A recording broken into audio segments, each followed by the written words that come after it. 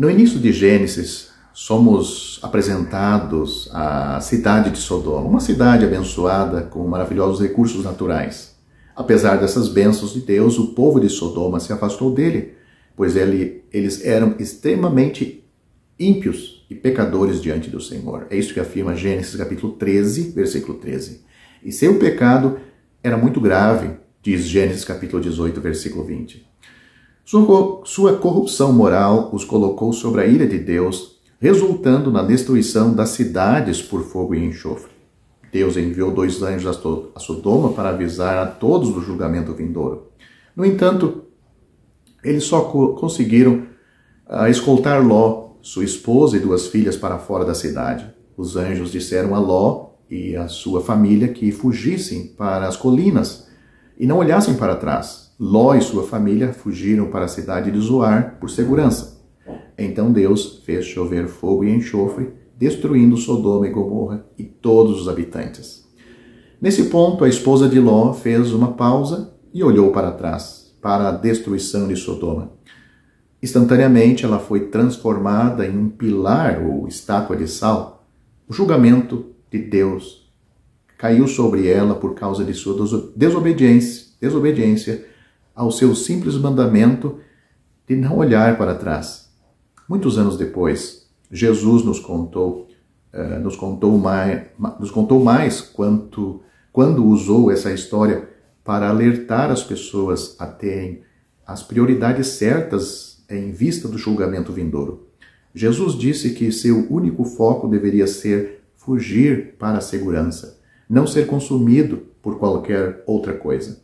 A esposa de Ló não apenas olhou para trás, mas olhou para trás com saudade das coisas que havia deixado para trás em Sodoma. Seu corpo estava saindo de Sodoma, mas sua alma, seu espírito, seu desejo, as suas ambições estavam naquela cidade. Ninguém será salvo desta forma.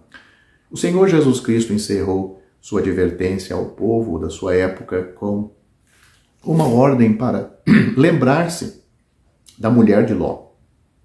Lucas capítulo 17, versículo 32. Então, quando você vê uma estátua ou pilha de sal, você deve pensar nas lições da esposa de Ló. A Bíblia diz: todos pecaram, e o salário do pecado é a morte. Romanos capítulo 3, versículos 23, Romanos capítulo 3, versículo 23 e capítulo 6, versículo 23. Deus julgará o pecado. Tenha certeza disto. Dado o aviso do julgamento vindouro, qual será a sua prioridade? Você vai fugir para a segurança ou ficar com prioridades erradas e enfrentar o julgamento? A misericórdia de Deus sempre fornece uma maneira de escape antes que o julgamento caia.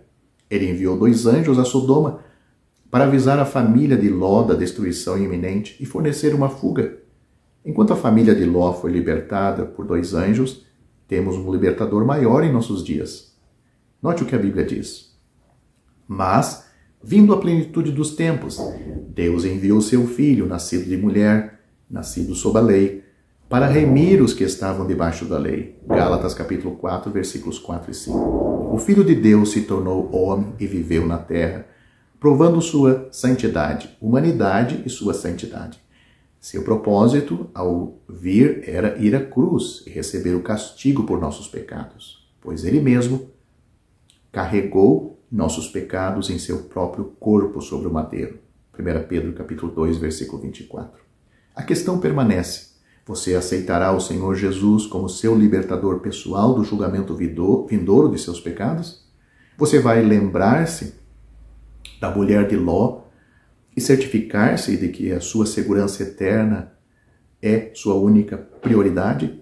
A Bíblia diz: porque Deus enviou seu Filho ao mundo, não para que condenasse o mundo, mas para que o mundo fosse salvo por ele. Quem crê nele não é condenado, mas quem não crê já está condenado, porquanto não crê no nome do unigênito Filho de Deus. João capítulo 3, versículos 17 e 18. Somente sobre esta base e nenhuma outra é que você pode ser salvo. Se você deve ser salvo, então o pesado fardo de seus pecados precisam ser removidos. a pena pelo pecado precisa ser aplicada em alguém. Se a pena pelo pecado precisa ser aplicada em alguém, então Jesus precisava morrer, pois a pena para o pecado é a morte. Você não poderia suportá-la sem perecer miseravelmente. Assim disse o apóstolo João: pelo seu nome vos são perdoados os pecados. 1 João capítulo 2, versículo 12. Não pelas obras que você possa praticar, nem pela sua moralidade, mas pelo nome de Jesus. A misericórdia flui hoje mesmo. Não por meio de alguma relíquia em alguma cidade santa, nem por meio do toque de alguma mão santa, mas de um vitorioso e ressuscitado Cristo no céu. Pode-se ter acesso a Ele estando em qualquer lugar. Toque nele. Ou, se preferir, uma palavra bíblica, creia nele e você será salvo. É somente pela fé. As Escrituras são conclusivas quanto a este ponto. A salvação não é por meio das obras, nem por meio, não por fé e obras combinadas, mas somente pela fé. Não pelo batismo, pela oração, pelo jejum, pela frequência à igreja, pela leitura da Bíblia, pelo dízimo, pelas ofertas, pela Santa Ceia. Não. A Bíblia diz: pela graça sois salvos, e esta graça é de Deus. Deus, Ele fornece a salvação de uma maneira de graça. Pela graça sois salvos por meio da fé. Ela é recebida pela fé. Não vem de vós, é dom de Deus. Não vem das obras, para que ninguém se glorie. Efésios capítulo 2, versículos 8 e 9. Esta é a única resposta sensata. Mas cuidado, para não perder sua alma eternamente só por causa desta pequena questão, o tempo da sua resposta a este convite de salvação. Pois a Bíblia diz: eis aqui agora o tempo aceitável. Eis aqui agora o dia da salvação. 2 Coríntios capítulo 6, versículo 2.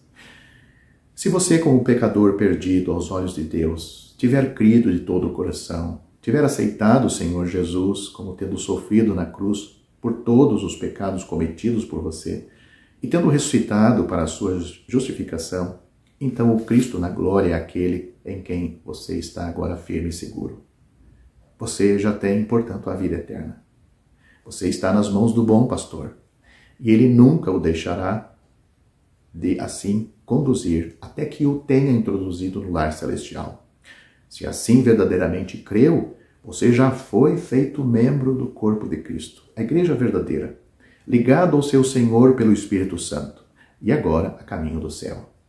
O Senhor Jesus se alegra em reunir os seus em torno de si, fora do arraial, e ao seu nome exclusivamente, até que volte para levar-nos todos a este lar celestial, para estarmos com Ele e sermos semelhantes a Ele, por todo sempre, na glória, para o seu eterno louvor.